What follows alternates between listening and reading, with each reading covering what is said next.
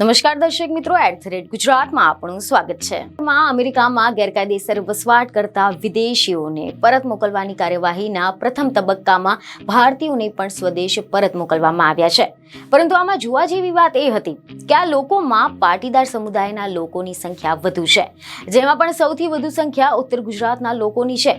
તો શા માટે ઉત્તર ગુજરાતના યુવાનોમાં વિદેશ જવાની ઘેલછા વધુ જોવા મળી રહી છે?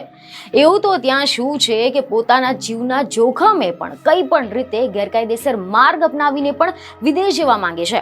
તો આજે અમે તમને આના જ વિષયમાં ડિટેલમાં જાણકારી આપીશું. તો સૌપ્રથમ તમને જણાવી દઈએ કે ઉત્તર ગુજરાતમાં એવા અનેક ગામડાઓ છે કે જે સામાન્ય ગામડા કરતાં ખૂબ જ અલગ છે. અને એવા લેવા મળી રહ્યા છે કે આમાંના કેટલાક ગામડા તો એવા છે કે જેને NRI ગામ તરીકે ઓળખવામાં આવે છે. હાલમાં અમેરિકાથી ગુજરાતમાં ડિપોર્ટ કરાયેલા લોકોમાં ઘણા બધા લોકો ઉત્તર ગુજરાતના વિવિધ ગામડા તેમજ ટાઉનના રહેવાસી હતા. જો કે ઉત્તર ગુજરાતના ઘણા લોકોનું એવું માનવું છે કે વિવિધ સમુદાયના લોકો, જેમાં પણ ખાસ કરીને પાટીદાર સમુદાયના ઘણા લોકોનું બાળપણથી જ વિદેશમાં જઈને વસવાટ કરવાનું સપનું હોય છે અને તેના માટે તેઓ કંઈ પણ ખતરો વેઠવા માટે તૈયાર હોય છે. અને આ લોકો એક વખત વિદેશમાં વસવાટ કરી લે ત્યારબાદ તેઓ કમાઈને તેઓના પરિવારજનોને પૈસા મોકલે છે અને તે ભંડોળથી આવા ગામોનો વિકાસ થાય છે. જેમાંનું એક ગામ છે નારદીપુર ગામ, કે જે એક આદર્શ ગામ તરીકે ઓળખાય છે.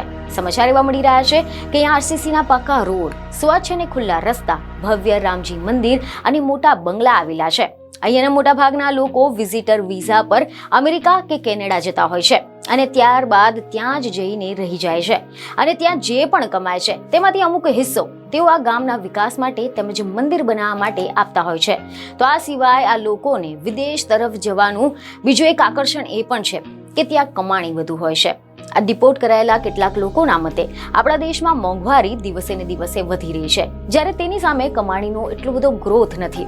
અને આવામાં એક સારી લાઈફસ્ટાઈલ મેન્ટેન કરવી એ ખૂબ જ અઘરી છે, જેથી કરીને તેઓ વિદેશમાં સેટ થઈને વધુ કમાણી કરવા માટે ગેરકાયદેસર રીતે પણ વિદેશ જવા માંગે છે.